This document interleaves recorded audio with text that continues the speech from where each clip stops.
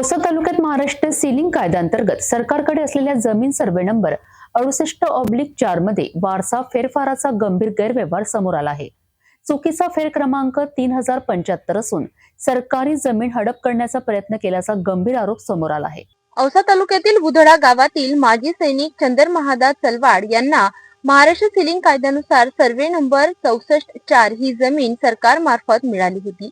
ही जमीन प्रतिबंधक मालकी स्वरूपाची असल्याने तिचे हस्तांतरण, विक्री किंवा वारसा फेरफार करण्यासाठी जिल्हाधिकाऱ्यांची स्पष्ट परवानगी आवश्यक असते.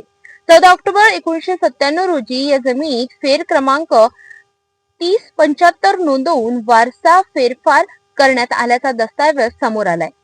माजी सैनिक चंदर चलवाड यांच्या वारसांनी कधीही वारसा फेरफारासाठी अर्जच केला नव्हता. जिल्हाधिकाऱ्यांची परवानगी घेतलेली नव्हती. सर्वात गंभीर म्हणजे या फेरफारासाठी आवश्यक असलेले न्यायालयीन वारसा प्रमाणपत्रही जोडलेले नव्हते. तलाठी RS मिरजगावकर, मंडळ अधिकारी आणि नायब तहसीलदार यांनी संगनमत करून अधिकार नसल्याचा फेरफार केल्याचा आरोप करण्यात आला आहे. तपासात अजून एक धक्कादायक बाब समोर आली आहे. फेरफार क्रमांक 3075 ची संपूर्ण संचिका अभिलेखात नाही.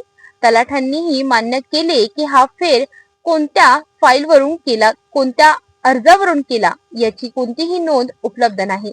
हा फेरफार चुकीचा असून त्यामागे आर्थिक व्यवहार आणि जमीन हडप करण्याचा प्रयत्न झाल्याचा ठोस पुरावा रिपोर्टर शिवानंद मठपती यांच्या हाती लागल्याचे समजते. श्रीकांत गोविंद चलवाड यांनी मागणी केली आहे की फेरफार क्रमांक 3075 तात्काळ रद्द करावा. सर्वे नंबर 68/4 मध्ये माजी सैनिक चंदर महादास चलवाड यांनाच प्रतिबंधक मालक म्हणून कायम ठेवावे. दोषी अधिकाऱ्यांवर गुन्हा नोंदवावा.